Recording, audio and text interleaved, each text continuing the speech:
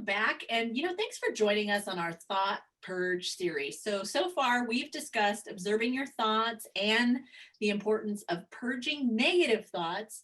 And we've examined where we have limiting beliefs and where they may have come from, recognizing the stories that we tell ourselves and the benefits of manifesting. Today, we are going to focus again on observing our thought patterns. So this is very important because it is hard to change what we don't even recognize. And if you've watched our previous content and videos and put anything into play, you may have already noticed some significant shifts in your thought patterns. Yeah, so on day one, we ask you to begin to pay attention to your passive mind and think about what are you thinking when you normally don't even realize you're thinking.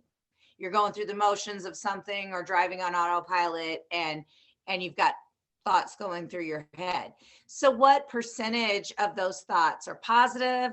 What percentage of those thoughts are negative or worrisome or judgment? And then what percentage of those negative thoughts are directed right at yourself? Were you surprised by what you found? And were you able to shift to a more positive state of mind more often? Have you been able to nip negative thoughts in the bud and kind of reframe them? Yeah, so let's explore that passive mind just a little bit deeper. We're using our passive mind when we're awake and performing habitual tasks like driving, maybe a familiar route, mowing the lawn, doing housework, even exercising if we already know the moves really, really well.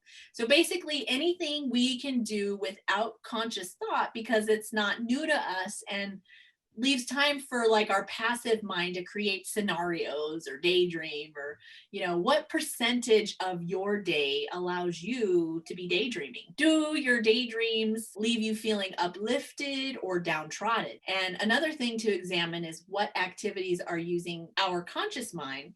Do we have a job that requires full attention and our workday hours leave no time for passive thoughts? Do we have a job that's more monotonous and allows plenty of time for daydreaming? Yeah, our point here is to observe. Neither type of job is better than the other. What's more important is to recognize the amount of time in a day your passive mind is allowed to determine your thoughts.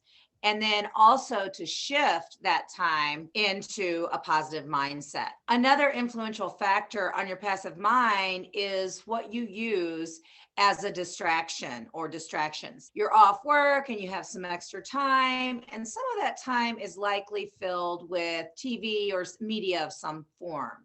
So what type of media do you choose?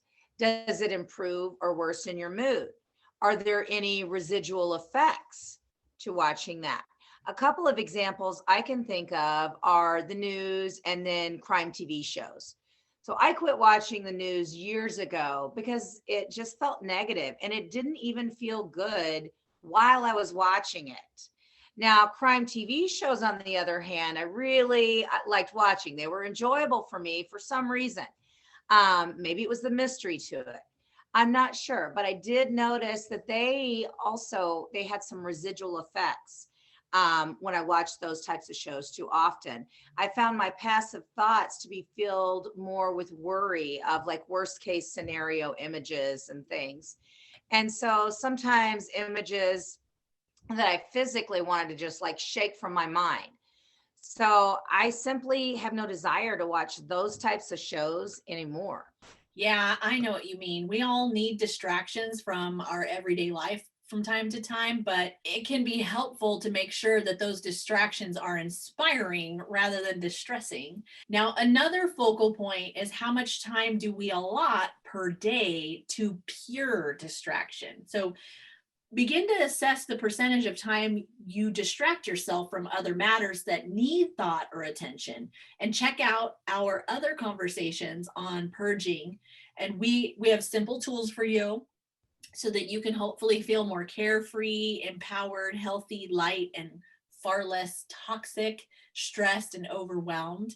And Lisa and I have really enjoyed helping you shift and purge. And we look forward to hearing about you and your journey through this process. Share what you plan to incorporate first moving forward.